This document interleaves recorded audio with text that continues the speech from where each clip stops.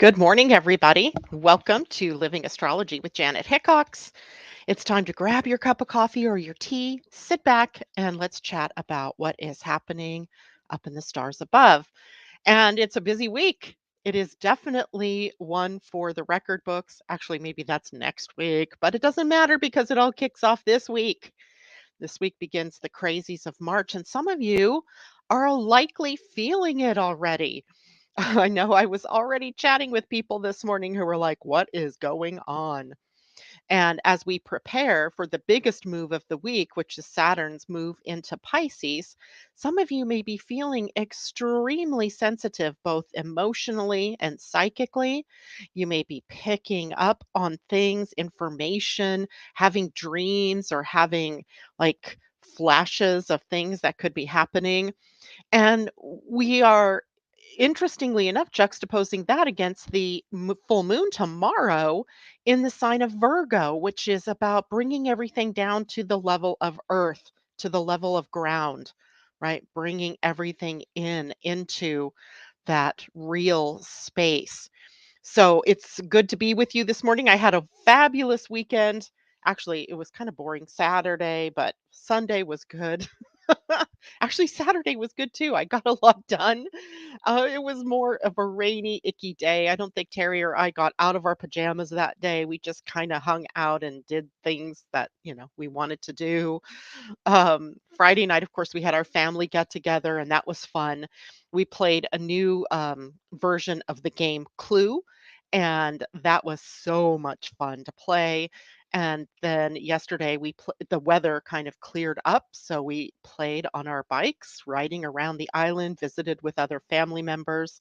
It was actually a good weekend. So I'm really glad to start off today, and some of you may be even feeling like me, kind of ebullient and kind of optimistic today, because we start our week off with the sun in a sextile to the planet Uranus.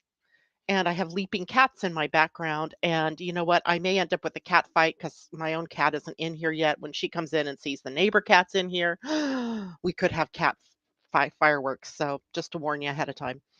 At any rate, so today the sun in that sextile to Uranus is filling us with sort of this air of expectation, perhaps a feeling of something, coming, and something that might be profound, and enabling us to release ourselves from some kind of chains or some kind of, handcuffs where we have, self limited.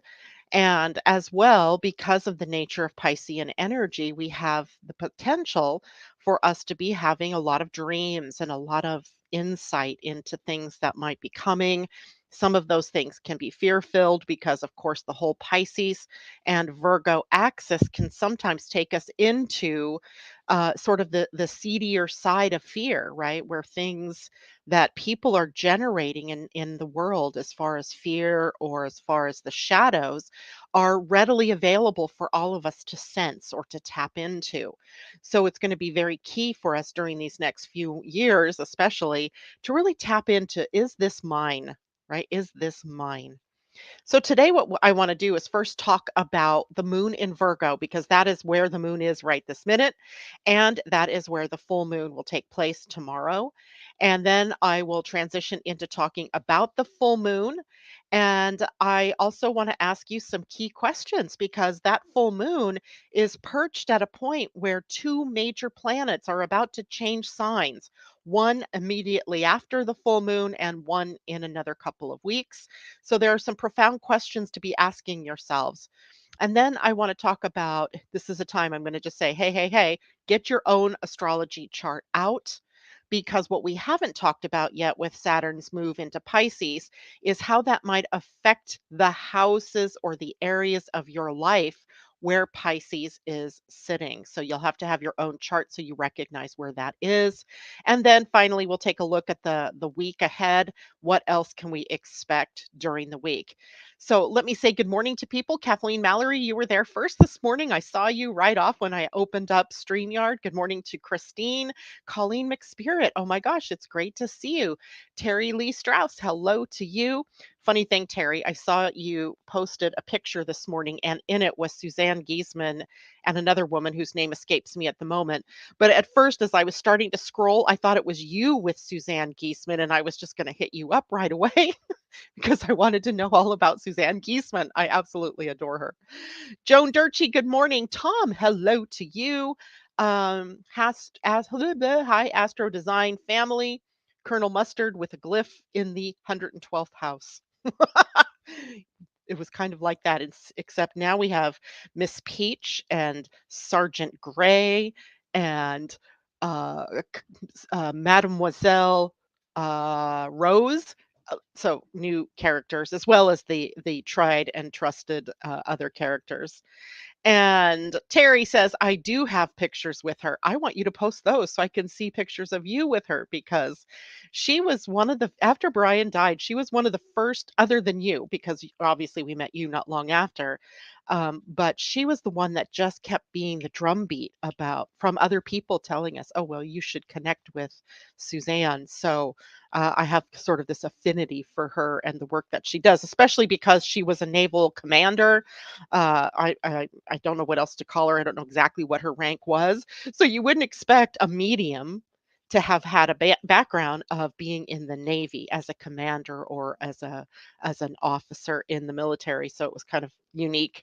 I love that blending of both the grounded earthiness with the spiritual woo woo, and that is where we're sitting today. By the way, right as we move into with the ready ourselves for the full moon, we're moving into this opposition of the sun and the moon. That's what a full moon is, with the moon in the sign of Virgo, bringing us into emotional equanimity, groundedness, and the sun in the sign of Pisces, stirring up our imaginations, our creativity, maybe even stirring up in the pot where you have fear or shadows that are still unpurged. And so this will be the time to purge that kind of stuff. But let's take another look a little bit deeper at what is Virgo energy, because that's where the moon is now. And of course, the moon will be there for the full moon tomorrow. So, what I really think about this is to prepare for revelation or completion or movement in a new direction, i.e., change or transformation. We should all be being prepared for life to push us in a new direction, in a new kind of compass heading as we move forward from here. So it might be time to plan and organize the work that you want to do or how you want to serve, because after all, Virgo is a sign of service. And not service as I'm your slave, but service as in I want to share my gifts and my talents with people, with you in particular, right? Or with my family or my networks or my community or my friends. I want to be able to elevate people by what it is that I have to share with the world. And that might be something simple. It might be something more complex. It doesn't matter, but each of you has your own unique gifts and talents that it's time to really bring out, individualize, but also share, right? You have to be able to share all of that with the people that are around you. And so plan and organize your life around that, right? Terry, you're an awesome medium. Corey, you're an artist. Joan, even though you've been retired, you have these wonderful gifts of healing.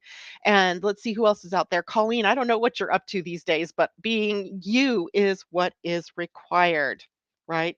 Being you is what is required and how you're here to share it with everybody. Now, also with the moon in Virgo, what starts to come up is our routines and our healthy habits or unhealthy habits, such as the case may be. And when we're talking about healing energy with Virgo, we're not talking just about the straight line Western, not traditional, non traditional medicine. We're really looking at more of the alternative types of healing that are available out there. And the fact that you are your own healer, right? You know, we can go to doctors when we know that the doctor has something that we really need. If you have a broken bone, you want kind of an allopathic doctor, right? They're going to be able to set the bone, make sure it's not, fracturing all over the place. But if you are struggling with, say, something like a cough that won't go away, or a sore throat that keeps repeating itself, there might be something more spiritual to that, that may be an alternative healer. And I even throw myself in there as an astrologer, human design, gene keys person, that, we can look at what might be the cause from a different point of view. Right, from a different point of view. So, all of us during this next period of time and are enabled to look deeper at what it is that might be going on within our own bodies that sort of represents something else to us, right? That might be something more of a spiritual nature. And then from there we can decide what we do. How do we change that? Right? How do we work with that? And then as well as we have exercise, all the other physical body things too, right? Moderation in all things, detoxifying your environment, detoxifying your body, making sure that you're not putting impurities in the body. And moderation meaning, we just want to make sure that we're not overgoing in one direction or the other, right? Trying to get some kind of homeostasis, perhaps an equilibrium, but we have to know that life is always doing this, right? Up and down. Discernment, another key for the mood in Virgo, likely because in some ways, Virgo and Pisces are the two gullible signs of the zodiac. I have great stories of people in my life that were Pisces and Virgos that are so gullible sometimes, right? You can convince them of almost anything, even if it doesn't sound logical. They can sometimes get duped into things. So it really calls for us to bring up our discernment skills and to be able to think critically, to analyze, but without getting caught up in the mental anxiety and worry that can happen from that elevation in our thinking processes. So we want to watch out for being gullible. We really want to use our own discernment, our own discrimination in things that we're hearing, in things that people tell us. So we want to be able to be our own wise person, our own whiz, right? Our own wizard. And watch out for a couple of things, obviously, right? Worry and anxiety, a big thing, mental especially, but also can be spiritual anxiety because I note, when we have energy, like we're going to pile on the Piscean energy as soon as tomorrow afternoon when Saturn moves into Pisces. And that can trigger us tapping into the collective the collective angst, the collective's anger, whatever it is that is residing in the collective, we become more open to it.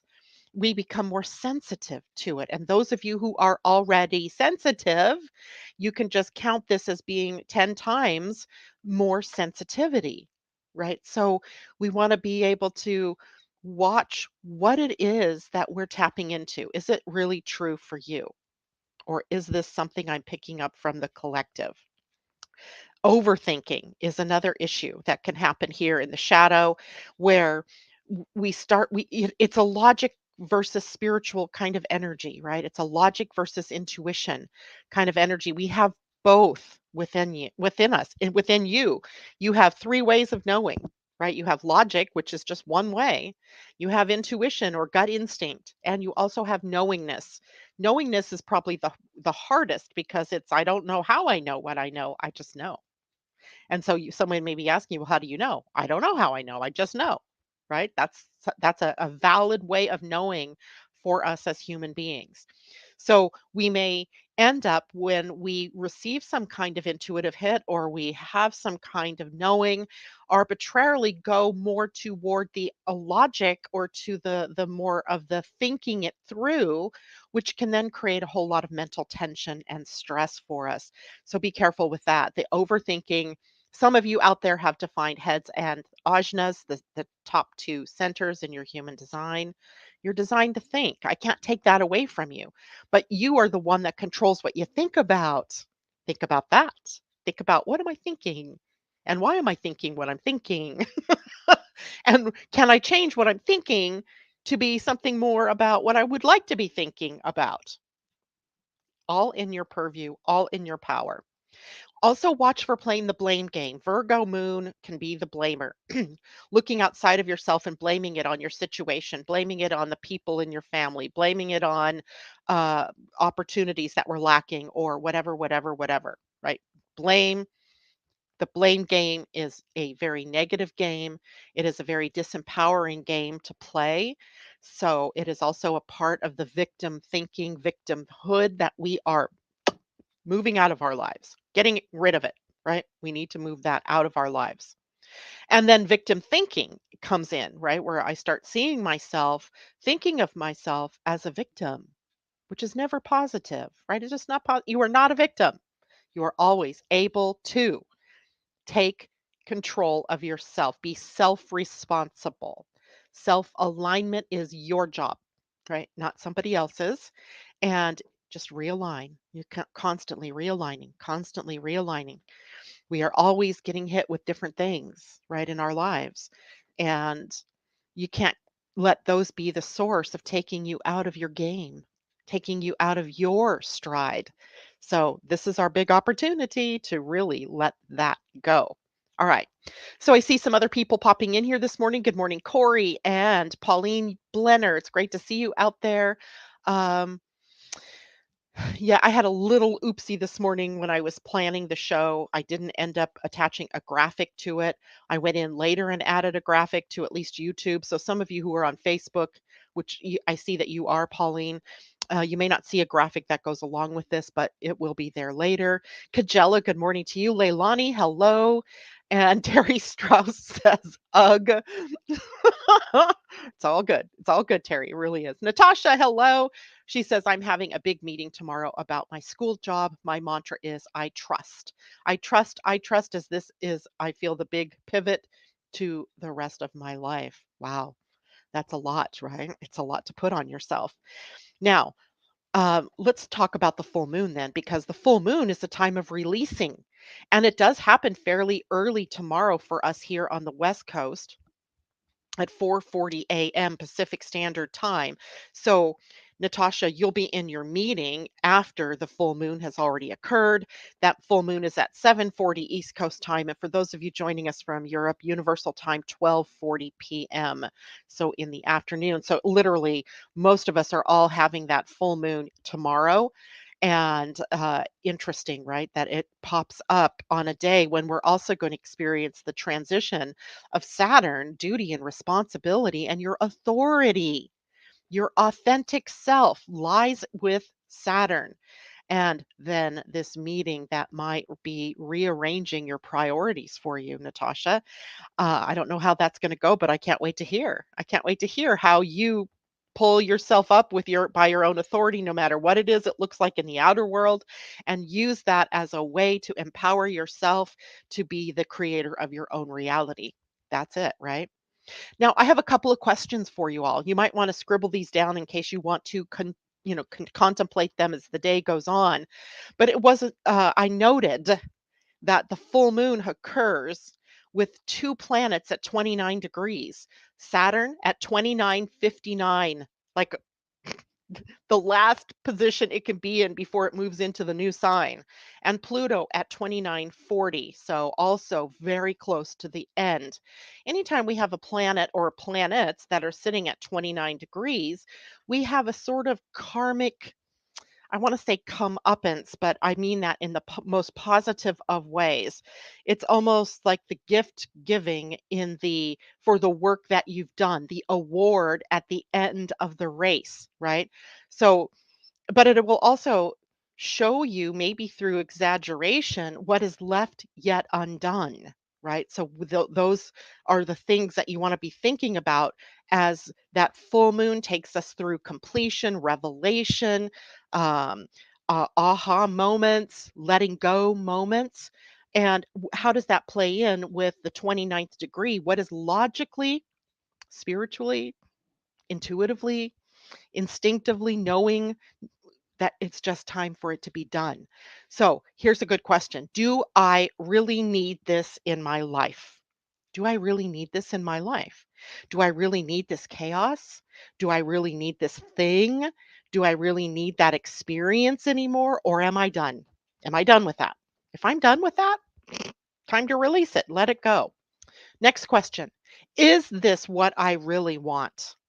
Is this what I really want? Do I really want this job? Do I really want this relationship? Do I really want this condition in my life? Right? Those are your questions for you to answer. And here's another really good question to ask with the two of these planets sitting in the most delicate of spots.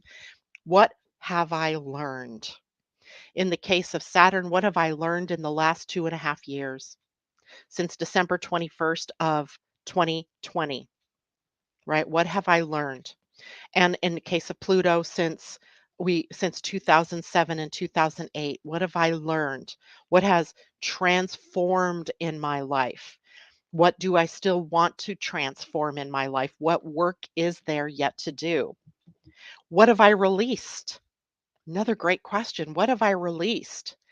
What have I moved out of my way so that I could be the truth of who I am? And alternatively, what have I embraced? What have I brought in to my being?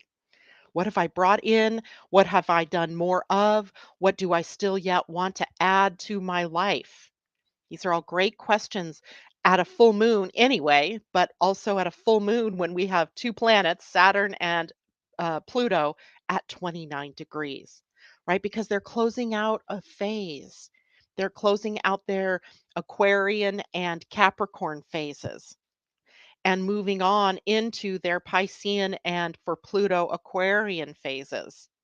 This is our leap, boom, dive into the Aquarian age.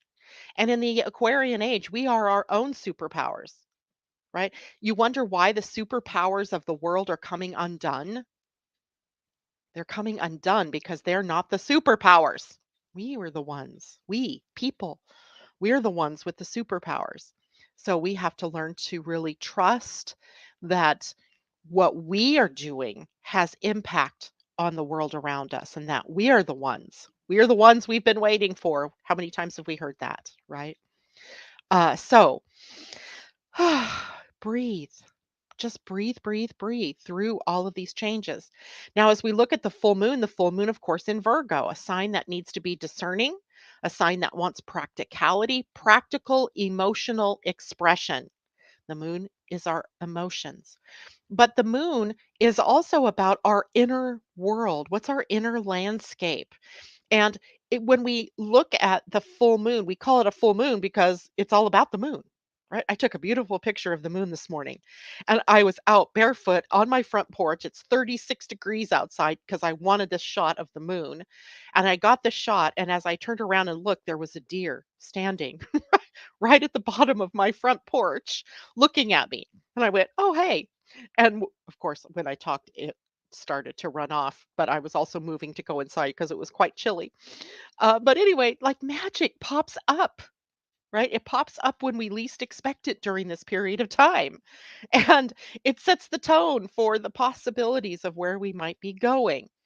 And that moon, of course, also is, like I said, it's the deep dive inside because your outer world is the out picturing of what's going on within you. If you don't like what you see outside, then you can't address it just outside. You also have to make the shift inside. That's what the full moon often reminds us, right? The shift has to be self drawn up, right? Self drawn up and then expressed. Now, the sun shows us in this case, well, what could we be expressing? And we could be expressing our psychic sensitivities, our Piscean ability to be imaginative, to be creative, to be connected spiritually, to be connected to source or God, to be connected to one another, right? That we're all together on this boat named Earth, and that everything that we do has an impact on everybody else and what they can or can't do. We're all in it together. So we have that going on. Now, as well, we have Mercury in pretty close proximation to the sun at this point in time. And I mean, it's not within orb. I mean, most astrologers would probably say, "No, it's not." But I look at things as whole sign, what all is going on in the sign. So in the sign of Pisces at the full moon, we have Mercury, the Sun, and Neptune. We have a lot of power in that part of our charts. Now, that could be driving up our victim energies. It could be showing us where we have become the slave of something that isn't genuinely ours, right? It can show us where we have the power to let ourselves create a new possibility, to create a new reality. I like it. I like the way this is moving. But that doesn't mean that the challenges are over. Right? There are still a lot of people on this planet that are holding us to the old fourth dimensional, third dimensional realities, thinking patterns, and physically stuck, right? There's still a lot of that on the planet. And we can't make that happen we can't make that change happen any faster. All we can do in terms of making it faster is to make ourselves change, right? You're the one that needs to make the changes. You're the one that needs to embrace the change, right? The releasing of the old paradigm, the connection to what's new, what's possible, and ending the old, right? Ending what no longer serves us or serves you, right? That's the key here. When we look at this, we also see that the sun is in a sextile to Uranus. It's in the sextile to Uranus today, and it will be there as well tomorrow during the full moon. And that puts the moon in a trine to Uranus, both very positive transits or aspects. And think of the aspects as relationships, right? So the sextile is just another word for a positive aspect between the sun and Uranus. And a trine just is another word that expresses a smooth flowing of energy, in this case between the moon in Virgo and Uranus in Taurus, fellow earth signs. We're breaking things down to their simplest thing, right? We're breaking it down to the simple common denominators, right? The common denominator for every human is we crave attention in connection, right? We crave to be connected, whether that's one on one with a significant other, with our family, with our friends, with our extended family, right? We crave connection. And we can also put another word in here, we crave love. It's what we want. It's what we're after.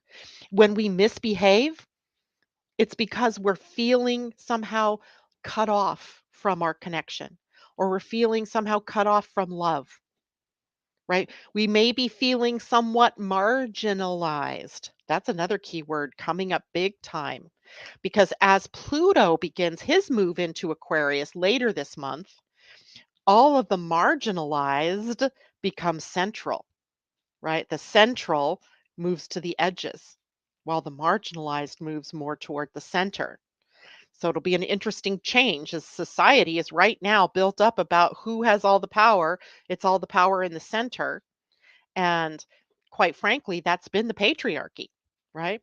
The old men's club, and the club that has been the bankers and the money brokers and causing a whole lot of greed mongering, and all of that's going to change. Now, certainly not tomorrow, but over time, right? Over time, that's going to have to release in order for new things to come in.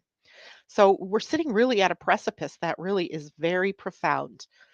I mean, it almost defies words, what we're about to embark upon, or what we are in the midst of. Really, we've kind of been in the midst of this for a while, but it's like the drumbeat is getting, the cadence is getting stronger, is getting more, faster, getting more profound. So here we go. Now, the fact is, with Uranus involved in the full moon, what we have is lightning fast aha moments of epiphany, of revelation, light bulb goes on, but also it's inspirational. I think that's what I'm really feeling today, is this optimism born from inspiration. The sun in a sextile today. It starts our week off this week with the sun in that sextile to Uranus. What can we change? What can we move toward? What can we let go of? Right?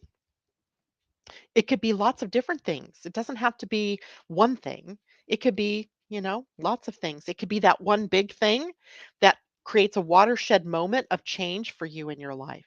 Good change. Doesn't have to be bad change. It might feel that way if you're releasing a job or you're releasing a position or you're releasing some finances or health issues. It can be, or, relationships. It can feel. I'm not going to tell you that it's going to all be, sunshine and roses, because change is something that happens sometimes against our will. Uranus kind of sees to that, right?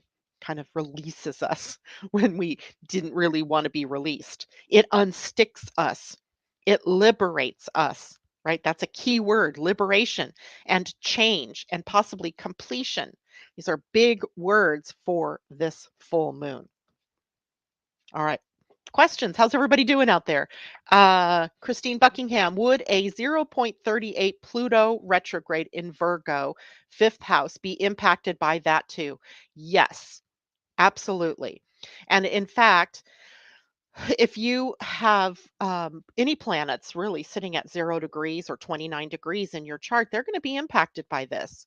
And it depends on what the planet is and what sign it happens to be in. That will tell you kind of more information about how you'll be impacted.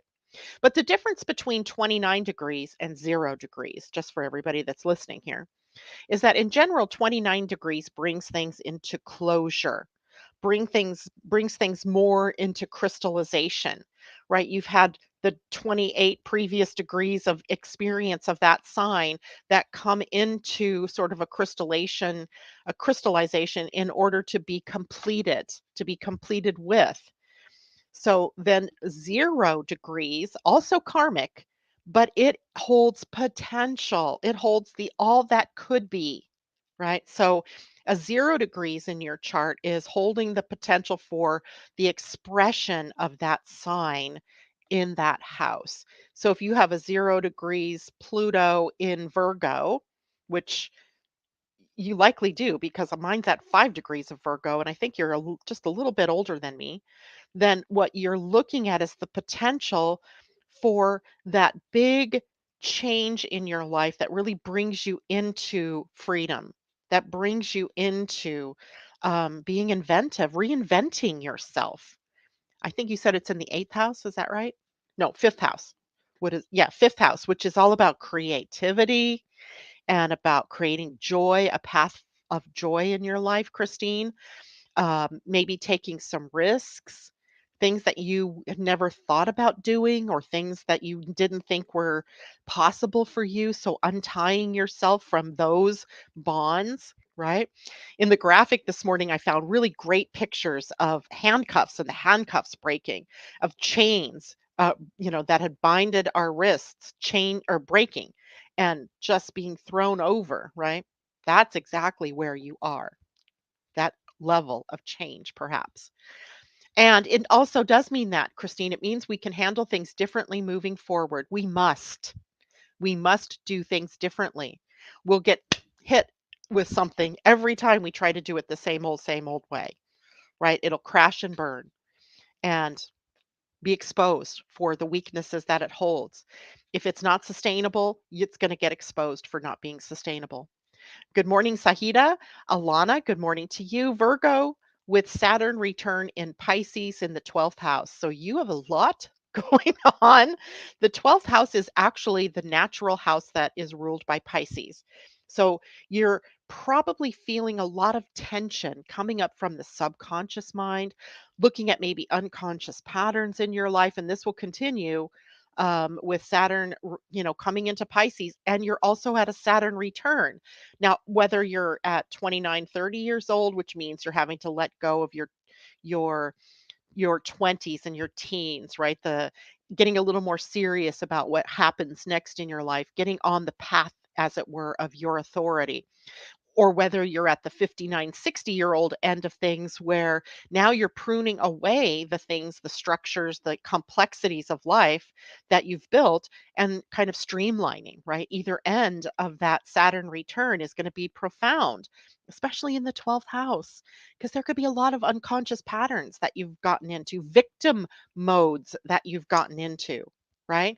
These are The 12th house is called often the house of prisons or being imprisoned. But what we discover, if we're willing to process things in the 12th house, is that we're holding the key. And we've been holding the key all along that would release us from that self imposed prison, from sacrificial energies, from victim energies, from self sabotaging energies. All of that stuff. You hold the key, and that will be coming up for you in a big way. Corey says, my Chiron and midheaven are at 29. Which sign? 29. Which sign? Which sign is that? Because now, what are you bringing into its fullness at the 29th degree? Oh, both in Taurus. Sorry, missed that. In the ninth house. Ooh, you're writing, right? You're publishing, your expansion, your consciousness expanding in lockstep with um, seeing all of the lessons that you've brought together.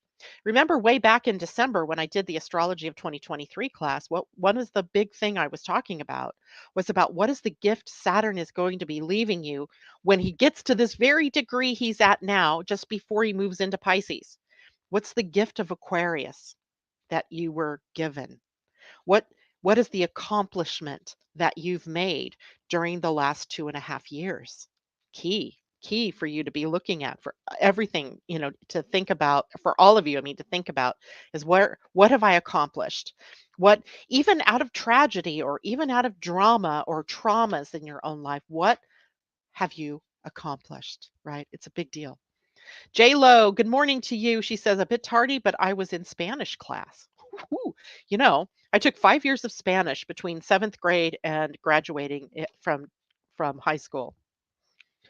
And I was so fluent at that point in time, but then I haven't used it. Ah, so I've forgotten a lot of it. So, what is the question? See what happens when you're late to class. The question, there were a lot of questions. Do I really need this in my life? Is this what I really want? What have I learned? What have I released? And what have I embraced? Questions as Saturn and Pluto both sit at their 29th degrees, but also that Saturn moving out of Pisces, or I mean, out of Aquarius into Pisces at the full moon or just after the full moon. So Terry says, so when you are Aquarius, Terry, you are already the embodiment of this new age of brotherhood, sisterhood, humanitarianism, humanity, of innovation. I know you are probably not one that really likes technology all that much, but making friends with technology and inventiveness, right? You already think outside of the box. So bring that to the fore. How are you seeing the future? I mean, you are a future seer already. You're an oracle, right? You help people see what their loved ones are trying to communicate to them. You help people do that in a way that's very Aquarian because Aquarius rules the divinatory arts, right? Cards and astrology and mediumship and every other kind of divination tool, runes, pendulums, blah, blah, blah, on and on. Aquarius rules that. So maybe you're getting more adept at using your gift, but that can also create for you as a reflector some anxiety because you're not you're acting as a filter for all people around you and for the collective. And so you have to remember just to let it flow through you, right? Let it flow through you. Pauline, 29 degrees, part of fortune in Cancer, 12th house. So, the biggest joy and fortune you'll find in your life is when you release yourself from the subconscious and unconscious patterns that have dogged you, right? That have stuck you like a pin to some thought or to some belief or some ideal that just doesn't hold up anymore for you. Uh, J-Lo, oh, sugar, honey, iced tea. Just figured in Placidus Pluto and my MC will be 29 Aquarius. And in whole sign, they will be 0 degrees Pisces. I don't know what's about to go down. Okay, what's about to go down is going to be all in your choice, right? It's always up to you. It's your responsibility. So no matter what it is that happens, if something happens outside of you, the way that gets answered is how am I going to respond? right? Am I going to respond in the old way, which might be very debilitating to me and maybe to others, or very fear filled or shadowed? Or am I going to be purposefully engaged with that event and work through it? So, the world might look a little squirrely for a while. I have no doubt. I have no doubt. Terry, I have no doubt that some of the things you shared with me this morning are there to happen, right? That maybe not to us here at this moment, but it's the way the world works, right? Sometimes, and hold on, I got to get the date so everybody knows this. March 15th. Beware the Ides of March. March 15th, the Great Awakening begins to flow through humanity, as Jupiter, the planet of growth and expansion, moves into the gate 51 in your human design, the gate of shock. Now, shock is sometimes our being shocking to other people as a like wake up. Sometimes it is the outer world that shocks us as an initiation to awaken more to spirit. The 25 is the gate that sits across from it. That is the gate of the love of spirit, right? While the 51, excuse me, can generate shock. So think about the impact that shock and trauma has had on your life. And if it's been far enough behind you, you can see how maybe the choices you made during that have impacted you even to this day. Were they positive choices, right? Was there an awakening that was an initiation in your life? Like some people get, this cancer diagnosis and it rocks their world. But suddenly they see life differently. They awaken to the moment in the now that is so profound for them. And then they move through that healing process, perhaps changing their lifestyle. The very things that are important to them change, right? So it may not be that it's a happy diagnosis kind of thing, but it has a profound impact on their lives, right? My son's death had a profound impact on my life, on my family. And key things that I said as a result of that have come to pass. I said, this won't break us. I said, this won't separate us. And it hasn't. It brought us closer together. But would it have done that if I wasn't open to what did that shock mean? So all of us. Now I'm not saying it's going to be those profound kind of things. Don't expect a death, don't expect a job loss or things like that. But if those things happen, what is it awakening you to? And again, it's not always easy to see that in the moment. It's not very easy when you're in the emotion of something that's happened, right? Your parents dying or an accident that happens or you losing a job or, losing money in a stock exchange, whatever it is, right? But what does it mean for you? That's the thing. Take the meaning and take what you learned out of that shock.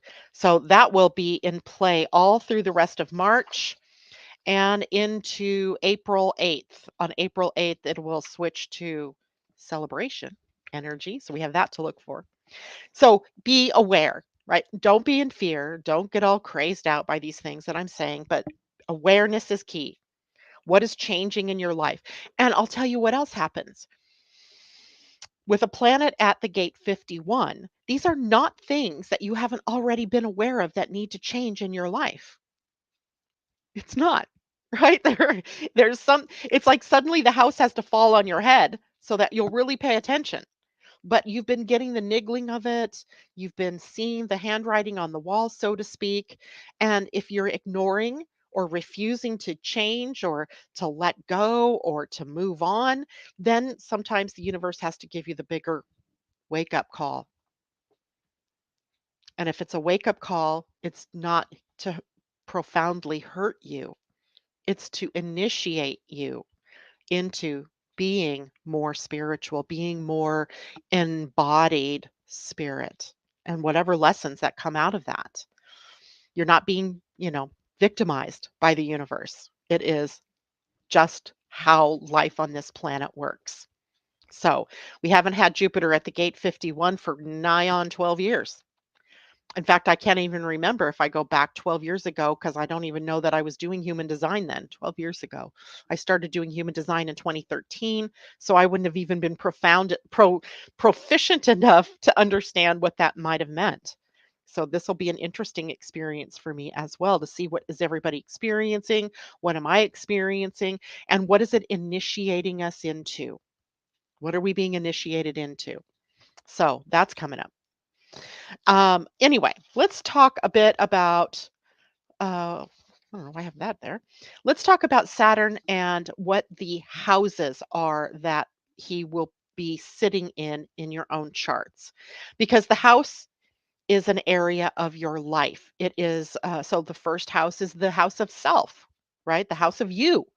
So if you have Pisces on the first house, a Pisces rising sign would put Pisces on your first house. What is it that Saturn will be bringing you? What are the next steps in your evolution, if you will? So it'll be interesting for you all who have Pisces rising because Pisces is the sign of endings, right? It's the last sign of the zodiac, but it's the first house in your chart, which is the first beginning, right? The beginning of you, the new beginning. And it might show that there's a transition coming up for you personally. We could call this character building, right? So the next 2.5 years for you might be all about your identity, your physical body, the way you look, the way that your hair color, how you dress, the transformation of you. Right? Saturn brings us a transformation of sorts, but the transformation is often about letting go what isn't suitable, what doesn't fit, what isn't truly authentically you, in favor of bringing out more and more of what is really, truly, authentically you. So if you have Saturn and Pisces in your first house, coming into the transit, that's exactly what you're going to be looking at is this.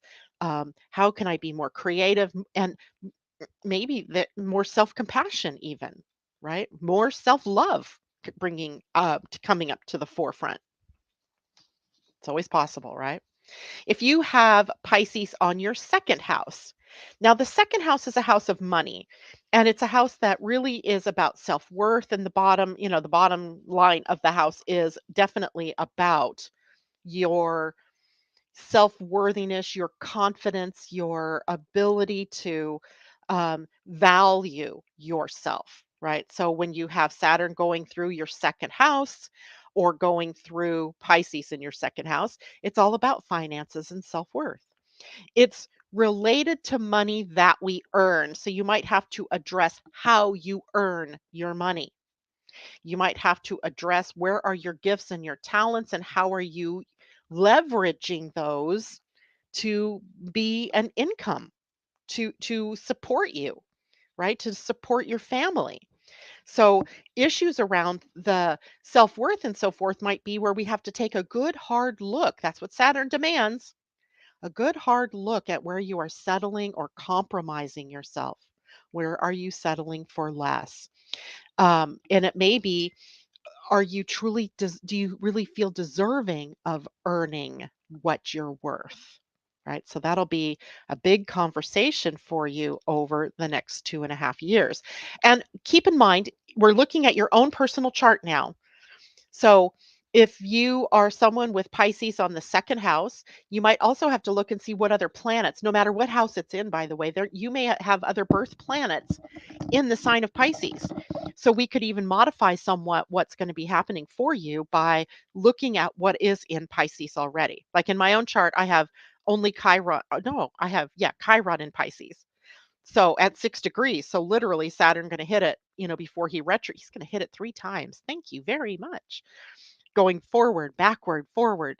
But, it's a healing, right? What kind of a healing might I expect during that period of time? Uh, Now, third house. If Pisces is on your third house, will be an interesting place for you because it's about words. It's about communication. And Saturn wanting you to put into words what comes next. Like putting into words what it is that you want to share. Your gifts and your talents in words or in actions or in teaching or in sharing in kind of a learning, teaching sort of way, right? The third house is about information. So you might have to pay more pay more attention to the information that's coming in and how you're using information, becoming more discerning about information, right? Is this true? Is this true for me? Is this capital T truth, or is this just somebody's idea of truth? So you'll be having to use discernment as you go on here about who you trust, about what information you trust, right? Um, you need to be more reserved, perhaps, about what you say. Remember, Saturn is conservative, he's a force of conservation. So fewer words may be better, right? Instead of flowery words that kind of run around, be creative, but be succinct, right? Be creative, be succinct. The third house also rules the mind. So your mind may be also kind of going in many different directions. So you'll want to watch out for maybe over analyzing or overthinking, and then cause that be a cause for you to stay in your head rather than to come into the body and take action in the physical. All right. If you have Pisces sitting on your fourth house of your natal chart, Saturn is going to take up issues around home and family and the traditions that you hold. It could be a challenging time for you. It could be that you're looking at retirement in your life and your older age and how am I set up for that? You might have to take more responsibility for caring for elders in your family. You may have more issues around home, the house, literally, right? Maybe having to spend more time and attention taking care of things at home, or taking care of the home, especially foundational type things, right? Maybe you're going to be doing some genealogy or maybe taking a look at your family history, um, connecting deeper to the part of yourself that is linked to your ancestry, right? We are all a part of an ancestral line. And just because it's a time for you to look at that connection doesn't mean that you have to be like everybody else in your family. How are you different?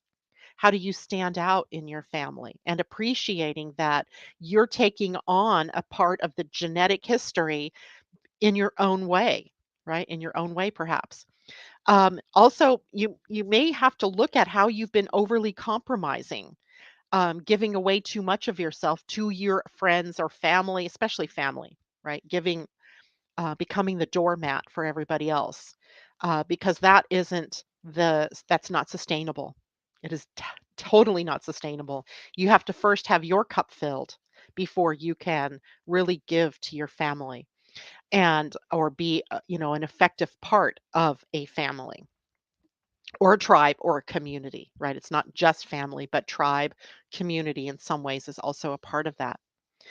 If you have Pisces sitting on your fifth house of your natal chart, then what you're looking at here is about creativity. The fifth house is creativity, love, joy, romance, play, um, risk taking, right? It's a time when you cannot hold on to things too tightly because they're coming in as ideas, they're coming in as inspiration.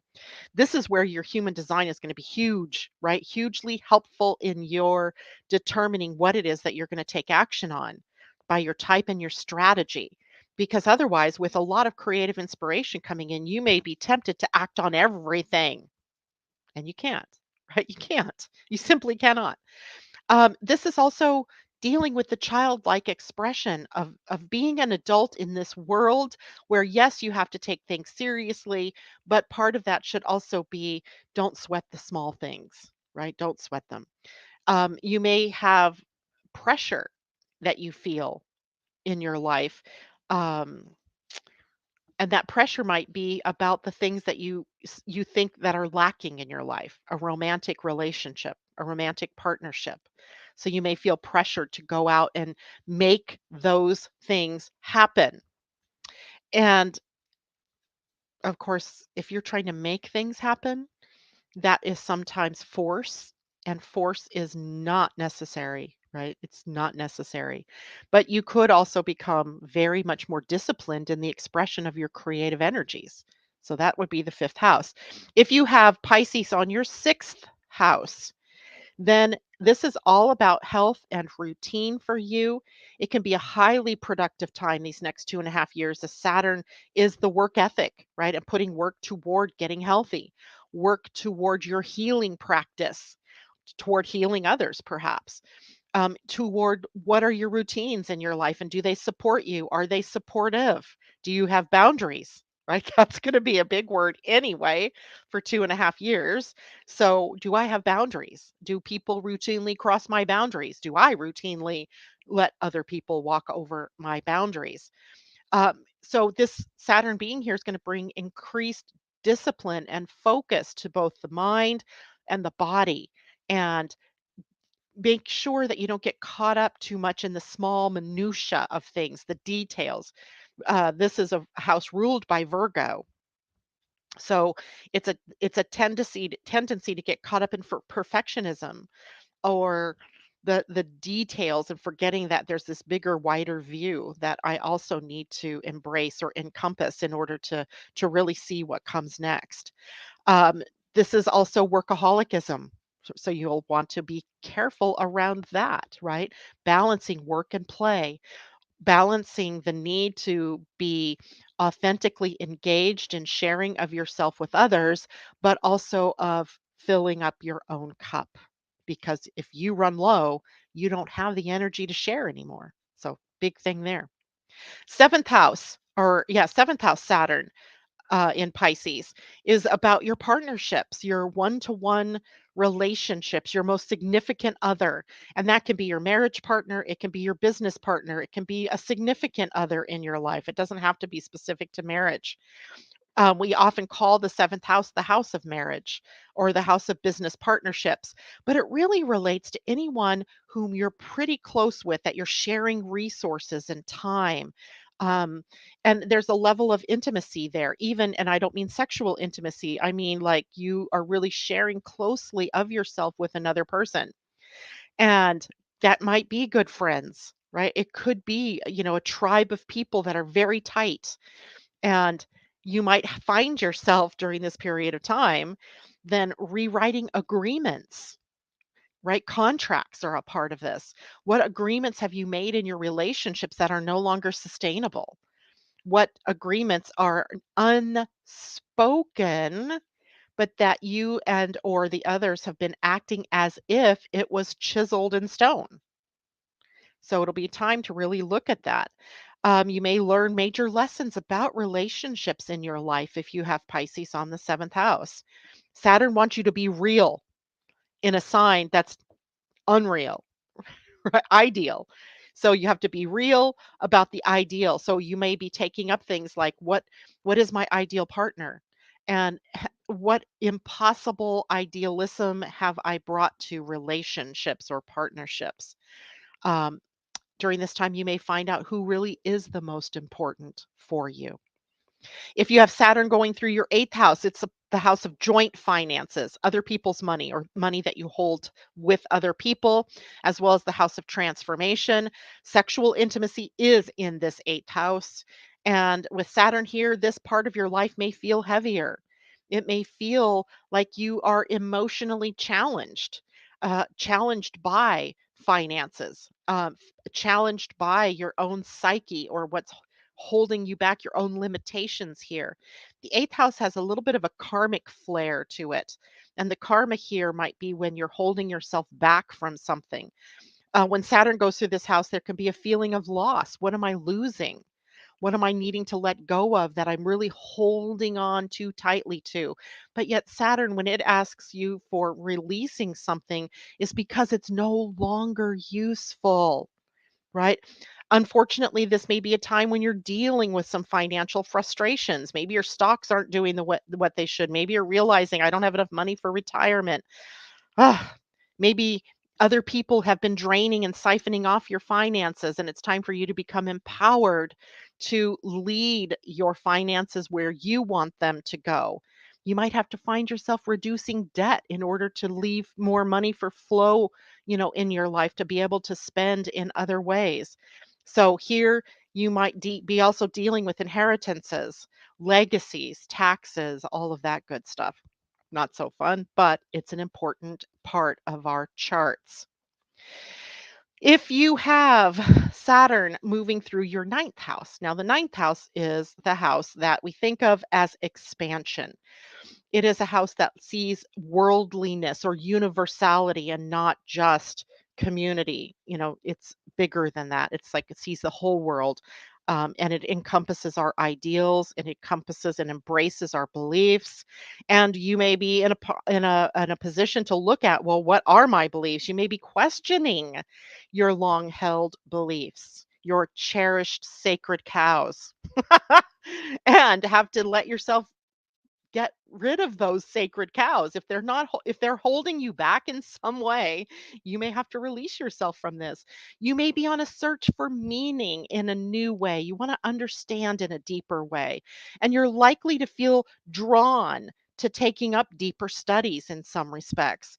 The kind of learning you do will help you influence what you do next in the next couple of years. So maybe you'll be going back to college because there's something you really want to study deeper. Maybe you'll actually be looking at traveling more widely. The ninth house is the house of foreign travel, expanding, of course, your awareness to the bigger, wider world. So it might be a time to take a trip that has a spiritual meaning behind it, going to sacred sites or sacred places, or looking for the sacred to other cultures. What was sacred to other cultures? What is sacred now to other cultures, different from the culture that you are in at this moment?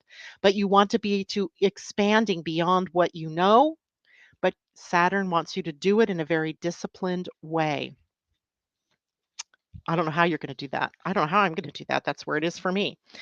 If you have Saturn in Pisces in your 10th house, now the 10th house is a career house. It's a profession, it's authority, it's your authenticity, and it's about putting your best foot forward, right? Putting there used to be a program for kids around here called Best Self, and it was teaching kids to be authentic and to be, putting their best foot forward. And that's interesting because Pisces rules the feet. And in this place, in the 10th house, putting your best self out there and saying yes to the right things for you rather than shutting down career potential or possibilities, saying yes. You're going to get recognition likely for the hard work and the effort that you put into things, but you will also be recognized for not doing that, right? Your reputation can suffer. So you want to be diligent. You want to keep balance. You want to be able to put your goals into action, right? This is an action orientation. And in a way, think about this as following through on your vision. Pisces has been holding a big vision for you in your career path or in your professional life. And from that big vision, are you taking the steps to move yourself forward? All right, if this is going to be in your 11th house, this is the house of friends and hopes and dreams, your goals, your aspirations, and it also has a humanitarian edge to it. So it's going to be a time where you're probably going to want to be out in the world. You're going to want to be seen. You're going to want to connect, right, with greater numbers of people. You're going to want to see how those lines, like spokes of a wheel, take out and connect you to other people. Like you might be the hub, but how are all the different spokes connecting you to the wider world, right? Sharing in your talents and your gifts with other people that are of like mind, finding your tribe, finding your community, finding where you resonate. Maybe you'll find that the friendships that you have currently are shifting and they're changing, that you kind of looked at what's not supportive of me anymore, and you're moving through that. If you have Pisces and Saturn in Pisces moving through your 12th house, this is where you're focused on clearing out the unconscious mind, bringing your vision out without fear, right? Because now what you see in the 12th house is you need to slow it down, you need to focus, you need to remove any of the blocks and restrictions. You might have to go through some psychological processing. It'll be a great time for you for coaching and counseling, for astrology, for tools that help you know yourself better, help you clear out that unconsciousness, perhaps being more creative in how you do those kinds of things, becoming more intuitive. This is a place that is really connected to prophecy, if you will. Um, Exploring, those subconscious patterns and releasing yourself from them. Discovering, that's a process of discovery and taking action on all of that. So, there we go. That's Saturn in Pisces through the 12th houses. Hopefully you had your own chart in front of you and can see how that is impacting you. Now remember, if you have planets in Pisces already, like the sun, if this is your birth month or your birth sign, it's going to affect your energy levels. It's going to affect what you do and how you do what you do. If you have other planets in Pisces, there can be a change in the very energies that we just talked about because it's going to be unique to you with those planets in there. All right. Hopefully that helped everybody. Eighth house, we did do that, Leslie. You can go back. That was the house where you were looking at joint finances and how you shared of yourself with others, looking at transformation, right? It's the whole death, rebirth, regeneration energy. Natasha, I know my situation that I'm having a meeting about is calling other people out. I'm choosing not to, using experiences as the lesson. I come back to me because this is about the shift. Exactly right. All right. All right. Last thing before I go, there was likely something I didn't share that I wanted to share. Mm. Quick rundown of the week. So, obviously, today we have the sun in a sextile to Uranus. Yay! Inspiration, creativity, aha moments, epiphanies. Tomorrow's the full moon, Saturn moving into Pisces. We talked a lot about that. Wednesday is the new human design week, and we move with the sun into the gate 22, the gate of grace. And the earth challenges us with the gate of mindset. So, mindset and mood come together for this week. Thursday, Saturn moves into the gate 55, the gate of abundance. Love it, love it, love it. Friday's peaceful, Saturday's crazy, and Sunday, Jupiter and Chiron come together in a conjunction. I will be taking that up on Friday during our broadcast. Much love to all of you. Thank you so much for joining me this morning. Make it a great week. And I'd love to hear from you about your experiences as we shift out of this Aquarius Saturn and into Pisces Saturn. Take care, everyone. Bye.